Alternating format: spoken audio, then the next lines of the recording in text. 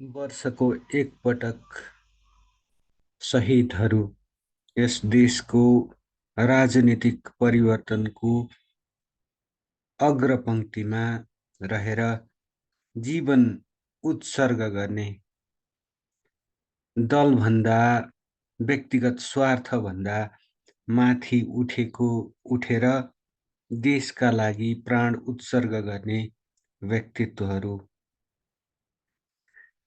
ती व्यक्तित्वहरूलाई वर्षको एक पटक सम्झिने अनि त्यसपछि भुसुक्कै बिर्सेर आफ्नै कुकर्महरूमा पुनः प्रवृत्त हुने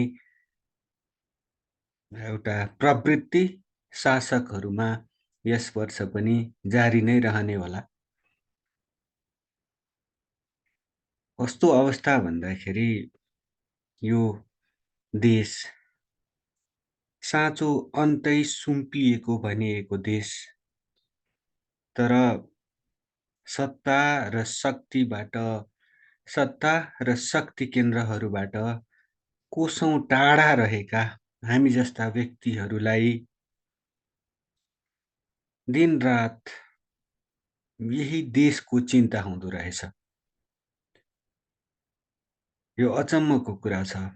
जो शक्तिमा छन्, पदमा छन्, केही गर्न सक्छन्, उनीहरूलाई परिवारको, साथीभाइहरूको, ज्वाइँ चेलाहरूको चिन्ता हुने, तर हातमा डाडु पैन्यु सत्ता शक्ति केही पनि नभएका, गरी खानुपर्ने, खासमा परिवारको मात्रै चिन्ता गरे पुग्ने हामी जस्ता श्रमजीवीहरूलाई चाहिँ देशको चिन्ता, एउटा सम्पत्ति भने पनि जे भने पनि यही देश मात्र, गरी खाने एउटा माध्यम, आँसु पसिना रगत बगाउने एउटा मात्रै थात थलो यो देश, यसैको चिन्ता हुँदो रहेछ दिनरात।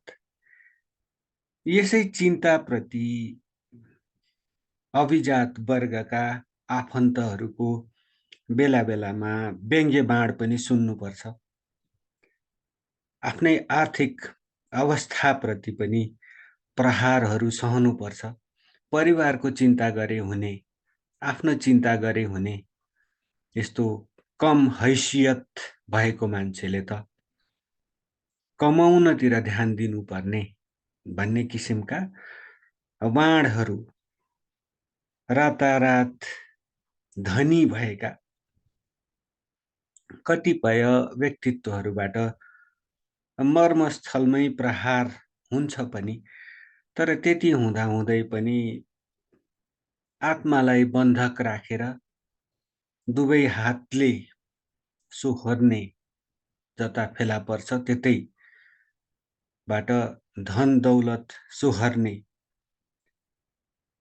त्यो प्रवृत्ति सदैव त्यो निन्दनीय हो। त्यतातिर ध्यान नजाओस्, गएको छैन, हामी कसैको ध्यान नजाओस्, गरी खाउँ, ठगेर खान नपरोस्, गरी खान पाइयोस्, यति मात्रै चिन्ता, यति मात्रै सरोकारको विषय। यो शहीद दिवसकै चर्चा गर्छु। आज बिहानै उठ्दा बित्तिकै यसो फर्केर हेर्न मन लाग्यो। राणाशाहीको अन्त्य गर्न भनेर तत्कालीन युवाहरू जागे। जुद्ध शमशेरको शासनकालमै त्यो आन्दोलनको उभार दृष्टिगत भइसकेको थियो अनि त्यही आन्दोलनका क्रममा चेतनशील युवाहरूमध्ये चारजना, दशरथ चन्द, धर्मभक्त, माथिमा शुक्रराज शास्त्री र गङ्गालाललाई निर्मम तरिकाले मारियो। उनीहरूको दोष के थियो?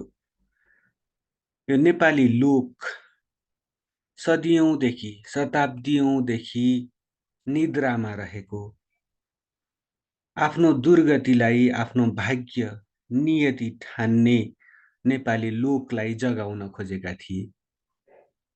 प्रजातन्त्रको शुभ बिहानी दिन खोजेका थिए। लोकतन्त्रको न्यानो घाम, न्यानो स्पर्श प्रदान गर्न खोजेका थिए ती शहीदहरूले। तर निर्मम तरिकाले राणाशाहीले ती शहीदहरूलाई मृत्युदण्ड दियो। जनतामा क्रमशः उर्लिँदै गएको चेतन प्रवाहलाई रोक्ने त्यो धृष्टता राणाशाहीको थियो। 104 वर्ष त शासन गरियो, अनन्तकालसम्म आफ्ना भाइ भतिजाहरूले यो देशको सुख भोग गर्न पाउन् भन्ने लालसा मनसाय हुँदो हो। भनिन्छ नि, one who rides a lion doesn't dare dismount it. सिंहमा चढेको व्यक्ति त्यो सिंहबाट उत्रिन खोज्दैन। किन भन्दाखेरि उत्रिने बित्तिकै त त्यसले खाइहाल्छ नि, अवश्य पनि त्यस्तो त्यो सोच हुँदो हो राणाशाहीको। यसरी 4 शहीदहरूलाई मृत्युदण्ड दिएर जनआवाजलाई कुल्चेर अगाडि बढ्न खोज्दाखेरि सम्भव भएन। मोहन शमशेरले आफ्नो सत्ता शक्ति परिवारमै केन्द्रित गर्नको लागि एउटा लास्ट डिच एफर्ट भन्छन् नि, एउटा अन्तिम उपाय गर्न खोजे। 1950 को शान्ति तथा मैत्री सन्धि मार्फत। तर उक्त सन्धि जसले नेपालको एउटा सार्वभौम हैसियत, यो प्राचीन देशको जुन फुल फ्लेजेड कन्ट्री थियो, एउटा कुनै रातारात कुनै विदेशी शक्तिले अस्तित्वमा ल्याइदिएको देश थिएन। त्यो सार्वभौमिकता पनि थप खुम्चिन पुग्यो 1950 को शान्ति तथा मैत्री सन्धिका कारण। उनको जहानिया शासन जोगाउने अभिष्ट थियो, त्यो पूरा भएन। मोहन शमशेर उक्त दुरभिसन्धिमा हस्ताक्षर गर्ने बित्तिकै उनको उपयोगिता सिद्धियो अनि दूधबाट झिङ्गालाई मिल्काए जसरी मिल्काइयो। तर देश त तल परेको परै भयो। यस्तो अवस्था रह्यो। एउटा शासकको लोभको मूल्य नेपाली लोकले अहिलेसम्म चुकाउनु परेको छ। त्यसको पुनरावलोकन गरौँ भन्दाखेरि दिल्लीले सुन्दैन, उसलाई यसैबाट फाइदा छ। तर फेरि अर्को एउटा पक्ष के पनि भन्दा, यो देशको जुन अवस्था छ, यस अवस्थामा हाम्रो निगोसिएटिङ केपेबिलिटी, हामीले कुराकानी गरेर संवाद गरेर त्यो भन्दा बढी प्राप्त गर्नको लागि नेपालको सार्वभौमिकताको फुल असर्सनका लागि के कति होमवर्क, गृह कार्य गरेका छौं, त्यो प्रश्न पनि उठ्छ नै। मैले कुरा गर्दै थिएँ 2007 सालको राजनीतिक परिवर्तन जुन आन्दोलनको उभार चढ्दै जाँदाखेरि राजा त्रिभुवनलाई देशबाट अन्तै लगियो। हैदराबाद हाउसमा उनलाई कन्फाइन गरियो। तर पछि अब आन्दोलन सफल भएपछि त्रिभुवनको फिर्ती सवारी, त्रिभुवन फिर्ता त भए, तर पनि यो देशको जुन हैसियत झन खुम्चिए जस्तो पो देखिन थाल्यो। 1947 पछि इन्डिया स्वतन्त्र भयो, तर कता कता हेर्दाखेरि त्यसपछि 47 को परिवर्तनपछि इन्डिया स्वतन्त्र भएसँगै हाम्रो दासत्वको युगको प्रारम्भ भए जस्तो लागेको छ। खास गरी राजनीतिक नेतृत्वको प्रवृत्तिले त्यो देखाउँछ। हाम्रो सब्जुगेसन, हाम्रो सार्वभौमिकताको दमन, हाम्रो लोकेच्छाको दमन चाहिँ त्यसपछि झन्झन सुरु भए जस्तो लागेको छ। त्रिभुवन जाँदाखेरि कता कता नेपालको सार्वभौमिकता पनि सँगै लिएर गएछन् कि भन्ने जस्तो पो लाग्न थालेको छ। त्यो सार्वभौमिकता 2007 सालतिरको आन्दोलनले राणाशाहीमा रहेको सार्वभौमिकता, खासमा त नेपाली लोकमा स्थानान्तरण होस् भनेको हो नि त। तर त्यो सार्वभौमिकता नारायण हिटी दरबारमा त होइन, त्यो हैदराबाद हाउसमै कैद भएको हो कि जस्तो आभास त्यो पटक पटकको परिवर्तन पनि पछि पनि देखिएको छ। दर्शक तथा श्रोताहरू, यो मैले कुनै देश विरुद्ध दुराशय राखेर मन्तव्य प्रकट गरेको होइन। यो हामीले भोगेको बाँचेको यथार्थ त्यही हो जस्तो लाग्छ। त्यही हो नै, यो हरेक दिन बाँचिराखेका छौँ हामीहरूले यो यथार्थ। 2007 सालको परिवर्तन धेरै टिकेन। राजा महेन्द्रले शासन सत्ता शक्ति हातमा लिए, 30 वर्ष राज्य गरे। त्यसपछि 2046 को राजनीतिक परिवर्तन भयो। उही प्रजातन्त्र, मानवाधिकार, संवैधानिक राजतन्त्र, बहुदलीय प्रजातन्त्र जस्ता उच्च आदर्शहरूको लागि राजनीतिक आन्दोलन गरियो। आन्दोलन सफल पनि भयो। अब त्यसमा छिमेकी मुलुकको सद्भाव, सहयोग, साथ, समर्थन सबै रहेको अब ऐतिहासिक दस्तावेजहरूले नै पुष्टि गर्छन्। छिमेकका नेताहरू नेपालमा आएर सम्बोधन गरे, नेपालको राजनीतिमा खुला रूपमा बोल्न सक्ने भए, यसो हुनुपर्छ उसो हुनुपर्छ भन्न सक्ने भए। यस्तो भयो, एउटा सपना देखाएर सयौं जनताको बलिदान, रगत पसिना आँसु उनीहरूले बगाए देश र यस देशका नागरिकहरूको जीवन सुखी होस्, भविष्य उज्यालो होस् भनेर सर्वोच्च बलिदान उत्सर्ग गरे उनीहरूले।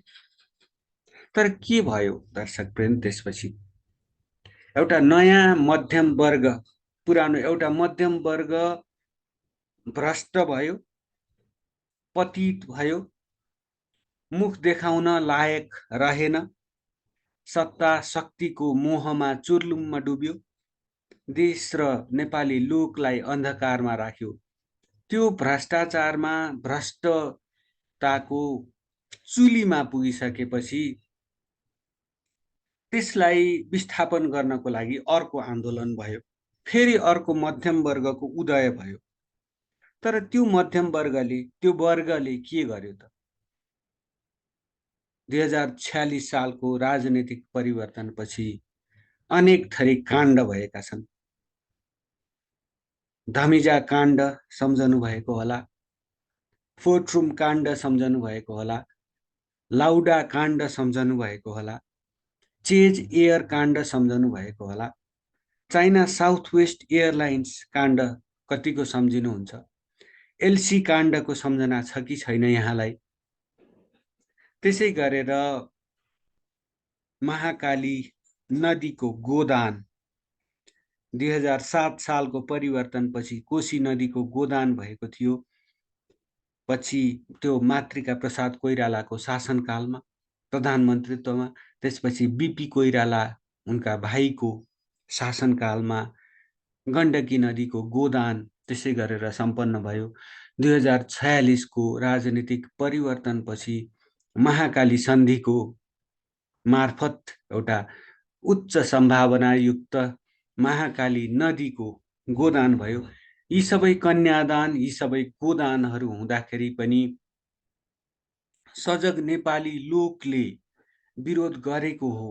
हाम्रो सार्वभौमिकता खुम्चिन्छ, हाम्रा जीवनदायिनी नदीहरू यसरी कौडीका भाउमा दिँदाखेरि हाम्रो भाग्य भविष्य के होला भनेर सक्दो विरोध गरेको हो।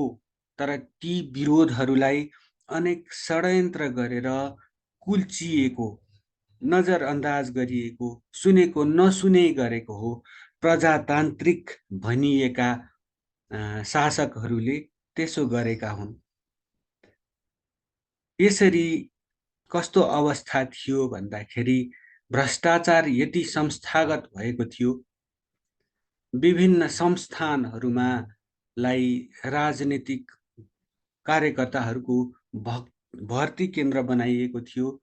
अझ कतिसम्म भन्दाखेरि यो पद प्राप्त गर्नको लागि यति चढाउनु पर्ने, यसका लागि अमुक शक्ति केन्द्रमा यति नजराना चढाउनु पर्ने भन्ने एक किसिमको प्रणाली संस्थागत भएको थियो।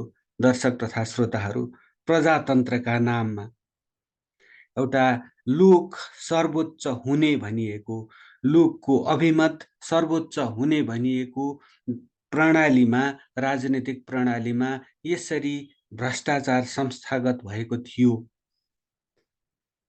अब यसरी चुर्लुम्म भ्रष्टाचारमा डुबिसकेपछि जनअसन्तोष बढ्ने नै भयो।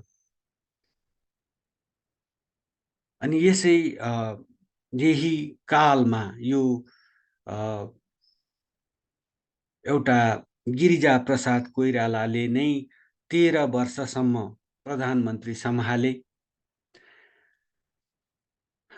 तर देश व्यथिति, भ्रष्टाचार, राजनीतिक अस्थिरताको भूमरीमा झन्झन फस्दै गयो। त्यही बेला नै एउटा ठुलो दुर्घटना भयो। रोयल मस्याकर, शाही हत्याकाण्ड, नारायण हिटी नरसंहार भयो, राजा वीरेन्द्रको वंशनाश भयो। पछि अब हतियार उठाएको शक्ति माओवादी सत्तामा आयो, शक्तिमा आयो। नेपाल एउटा नयाँ युगमा प्रवेश गर्यो भनियो। 12 बुँदे सम्झौता भयो। केही समय राजा ज्ञानेन्द्रले सत्ता हातमा लिएर शासन गर्न खोजे, तर त्यो पनि सफल भएन। जनआन्दोलनको उभार, त्यो प्रवाह त्यसले थेग्न सकेन। छिमेकी शक्तिको, छिमेकी मात्रै होइन, पश्चिमा शक्तिहरूको पनि त्यसमा सहयोग समर्थन सबै थियो। त्यसपछि एउटा लोकतान्त्रिक धर्मनिरपेक्ष संघीय गणतन्त्र को रूपमा नेपालको रूपान्तरण भयो। एउटा संविधान सभाले नेपालको संविधान जारी गर्यो। त्यस विरुद्ध नेपालका विभिन्न भागहरूमा असन्तुष्टि पनि प्रकट भयो, आगो बल्यो एक किसिमले। त्यहाँ जनताको अभिमतको कदर गरिएन भन्ने कुराहरू बेला बेलामा आएका छन्। त्यसमा छिमेकी राष्ट्रको पनि केही विमतिहरू थिए भन्ने कुरा अब छर्लङ्गै छ। हुन त भनिएला एउटा सार्वभौम सत्ता सम्पन्न देशको संविधान प्रति छिमेकीको के कस्तो चासो हुनुपर्ने हो भनेर भन्न पनि सकिएला। तर cutting the long story short भन्छन् नि, जुन जनादेश पाएर अथवा जुन असन्तुष्टिलाई क्यास गर्दै सत्तामा आएको शक्ति थियो, त्यसले पनि जनअपेक्षाहरू पूरा गर्न खोजेको देखिएको छैन। अनेक काण्डहरू त्यसपछि पनि भएका छन्। युग साक्षी छ, हामी साक्षी छौं। हामी एक किसिमले अभिशप्त जस्तै छौं। 2046 को राजनीतिक परिवर्तन देख्यौं हामीले। नरसंहार, माओवादी जनयुद्धका बेलामा जुन मृत्युहरू देख्यौं हामीहरूले, राजदरबार हत्याकाण्ड देख्यौं हामीहरूले। 2062-63 को परिवर्तन, त्यसले जगाएका आशाहरूका पनि हामी साक्षी हौं। अनि चरम निराशा, यो देश संकटको भुमरीमा झन्झन फस्दै गएको त्यो दृश्यको साक्षी, मुख साक्षी, केही गर्न नसक्ने जस्तो निरीह। हुन त भनिन्छ आफ्नै घर गोठ छिमेकीले अतिक्रमण गर्दै लगेको परिप्रेक्ष्यमा पनि त्यस्तो हुन सक्छ। त्यस्तै परिप्रेक्ष्यमा पनि चिन्ता चाहिँ देशको, आफ्नो घरको लागि केही गर्न नसकिने तर देशको चिन्ता गर्न, बडो देशको चिन्ता गर्ने भएका भन्ने किसिमका मर्मभेदी अभिव्यक्तिहरू आउँछन्। तर पनि अब यो आदत से मजबुर भने जस्तो त्यो चिन्ता लाग्दो रहेछ। यो अनेक थरी परिवर्तन पछि 2007 सालको, 2046 सालको, 2062-63 को राजनीतिक परिवर्तन पछि पनि हामीले चाहेको व्यवस्था, हामीले चाहेको राम राज्य त नभनौं, एउटा सुशासन, सुव्यवस्था, राजनीतिक स्थिरता, यो राजनीतिक स्थिरतालाई अलिकति अपव्याख्या गरे जस्तो लाग्छ दर्शक तथा श्रोताहरू। समय परिवर्तनशील छ। राजनीति एकै ठाउँमा टक्क अडेर बसिराख्दैन। पोखरीमा जमेको पानी जस्तो त होइन राजनीति। तर भन्न खोजिएको के होला भन्दाखेरि एउटा दिशा, एउटा गति, एउटा गन्तव्यतर्फ राजनीति उन्मुख हुनुपर्छ भनिएको होला। राजनीतिक स्थिरता भनेको समय टक्क अडेर जहाँ छ त्यहीँ बस्दैन। युग परिवर्तनशील छ, समय परिवर्तनशील छ, जनमत परिवर्तनशील छ। तर देश कता गइराखेको छ भन्ने जस्तो भइराखेको छ। झन्झन सङ्कटमा यस देशको अस्तित्व झन्झन सङ्कटमा फस्दै गएको जस्तो लागिराखेको छ।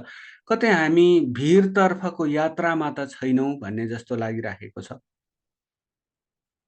एउटा स्वर्ण युग आउँछ, नयाँ उषाकाल आउँछ भनेर नेपाली लोक आन्दोलनमा होमिएको थियो। रगत पसिना आँसु बगायो 2062-63 पछि पनि।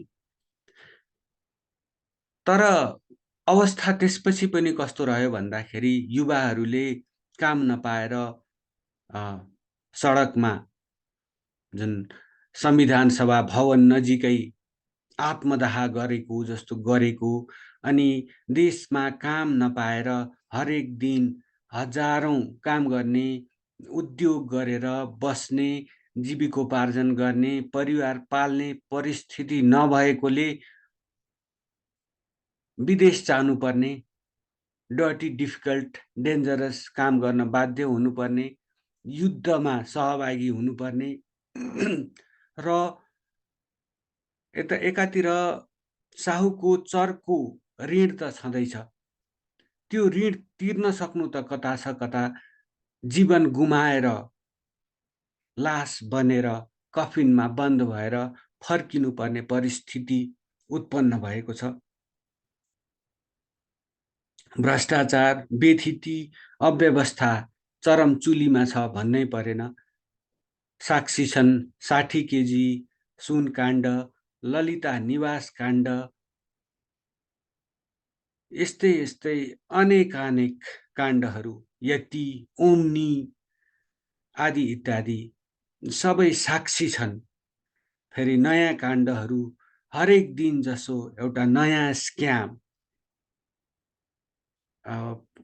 अनवरित अनावृत हुँदै गएको हामी मुख साक्षी भएर किंकर्तव्य विमूढ भएर हेरिराखेका छौं।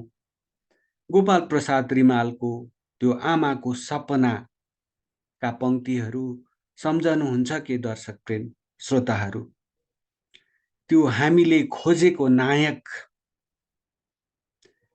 कहिले आउँछ भन्ने एउटा प्रश्न, ज्वलन्त प्रश्न खडा भएको छ। एउटा कथा जुन छ सिद्ध पोखरी भरतपुरको वरिपरि भक्तपुरको मा रहेको सिद्ध पोखरीको एउटा कथा के सम्झन्छु भन्दाखेरि एउटा राक्षस हुन्छ। त्यो राक्षसलाई मार्नको लागि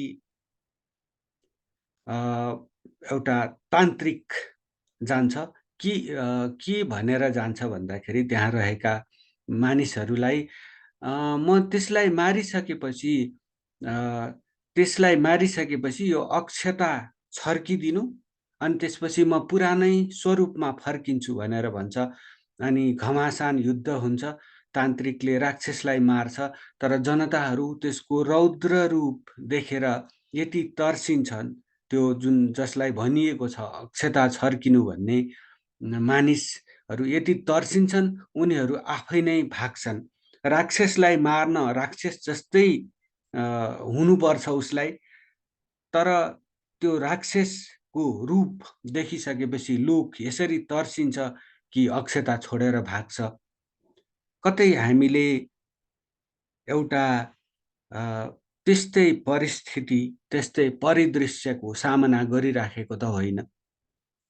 हामीले नायक भन्ने सोचेका पात्रहरूको असली रूप नायकको त होइन, खलनायक भनौं कि एउटा दुष्टको त होइन भन्ने प्रश्न खडा भएको छ। साथै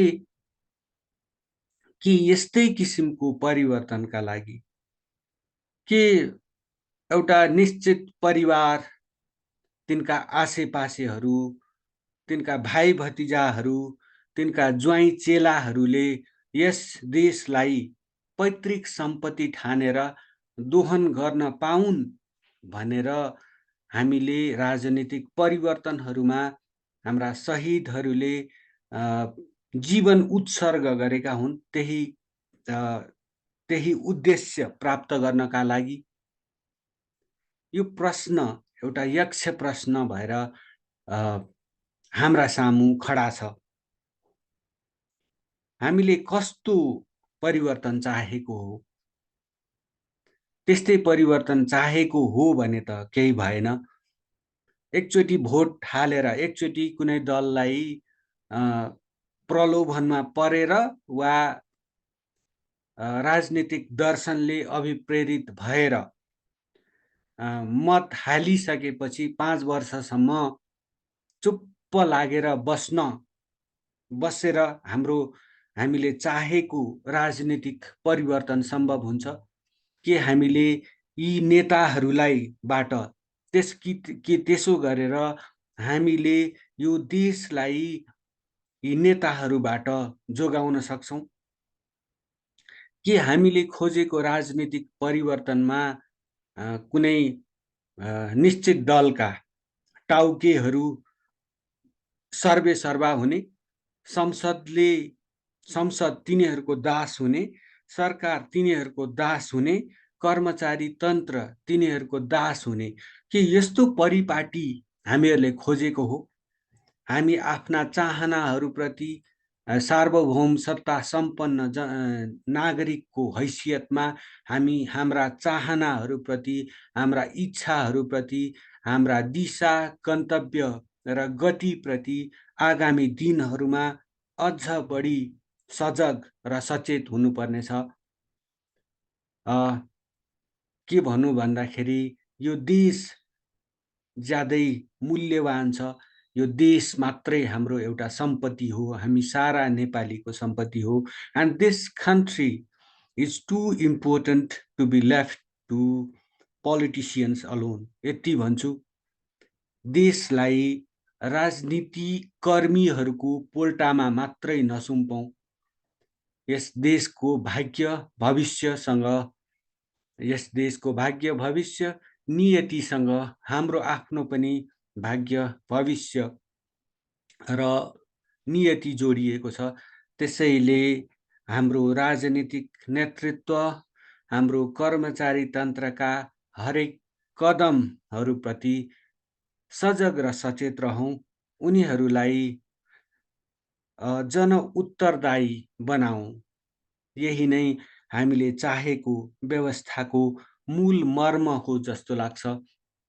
यति भन्दै म आजको प्रस्तुति यो क्षमा चाहन्छु। यो अल्पज्ञानीले पनि यो लामो प्रवचन जस्तो भयो कि आजको कार्यक्रम त्यस्तो होस् भन्ने चाहेको होइन।